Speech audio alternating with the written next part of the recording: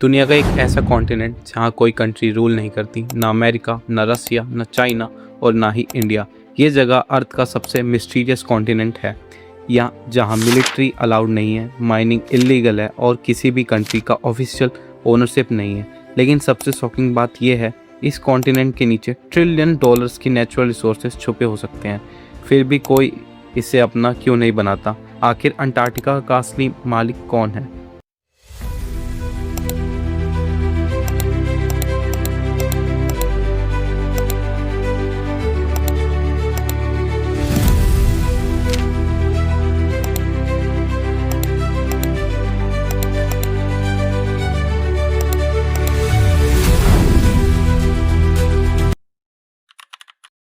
Antarctica अर्थ का 5th largest continent है। Area लगभग 14 मिलियन स्क्वायर किलोमीटर्स।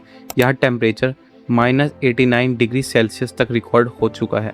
यहाँ दुनिया का लगभग 70% फ्रेश वाटर आइस के फॉर्म में है। आइस की थिकनेस कुछ जगह 4.8 किलोमीटर तक पहुँचती है। परमानेंट पॉपुलेशन 0 है। सिर्फ साइंटिस्ट और रिसर्चर्स टेम्परेरी बेसिस पर रहते हैं। पर जब इतनी वैल्यूएबल जगह है तो किसी कंट्री ने इसे अभी तक कब्जा क्यों नहीं किया? इन 1900s के शुरुआत में कई कंट्रीज अंटार्कटिका पर अपना क्लेम करने लगी। ब्रिटेन ने क्लेम किया, ऑस्ट्रेलिया ने, New Zealand, France, Norway, Chile, Argentina, सब ने मैप पर अपने अपने एरियाज ड्रॉ कर दिए। सबसे बड़ा प्रॉब्लम यह था, कुछ क्लेम्स एक दूसरे से ओवरलैप करते थे। मतलब एक ही लैंड पर 2 या 3 कंट्रीज ओनरशिप मांग रही थी। सिचुएशन धीरे धीरे क्रिटिकल और डेंजरस होती जा रही थी। कोल्ड वॉर भी शुरू हो चुकी थी। अगर अंटार्कटिका को लेकर वॉर होती तो दुनिया और ज़्यादा डेंजरस बन सकती थी। The treaty that change everything. In 1959 में 12 कंट्रीज एक टेबल पर आई। उन्होंने साइन किया अंटार्कटिका ट्रीटी। ये हिस्ट्री के सबसे सक्सेसफुल इंटरनेशनल एग्रीमेंट्स में से एक माना जाता है। ट्रीटी के रूल्स थे, अंटार्कटिका सिर्फ पीसफुल पर्पस के लिए यूज़ होगा, मिलिट्री बेसिस अलाउड नहीं है, न्यूक्लियर टेस्टिंग बैंड है, न्यूक्लियर वेस्ट डंप करना इलीगल, सब कंट्रीज फ्रीली साइंटिफिक रिसर्च कर सकती हैं, किसी भी नया टेरिटोरियल क्लेम की परमिशन नहीं होगी, पुराने क्लेम भी होल्ड पर रख दिए गए। मतलब अंटार्कटिका किसी एक कंट्री का नहीं बल्कि पूरी ह्यूमैनिटी का साइंटिफिक फ्यूचर का कॉन्टिनेंट बन गया। साइंटिस्ट के अकॉर्डिंग अंटार्कटिका के नीचे हो सकता है ऑयल, नेचुरल गैस, कोल, गोल्ड, रेयर मिनरल्स और सबसे वैल्यूएबल चीज़ फ्रेश वाटर।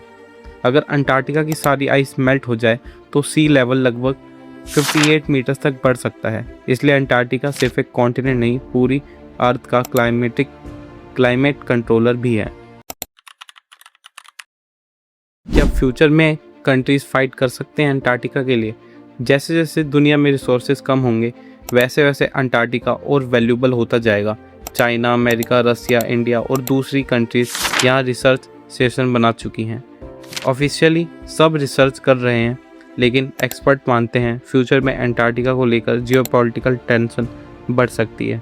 अभी ट्रीटी सबको रोक रखी है, लेकिन फ्यूचर किसने देखा है? अंटार्कटिका हमें एक इम्पोर्टेंट लेसन भी देता है। हर चीज़ पर ओनरशिप ज़रूरी नहीं होती। कभी कभी कुछ जगह पूरी ह्यूमैनिटी के लिए बचा कर रखनी पड़ती है।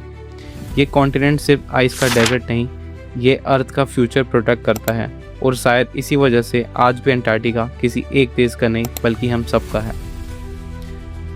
अगर आपको ये स्टोरी या वीडियो पसंद आए तो लाइक करें, चैनल को सब्सक्राइब करें। Thanks for watching.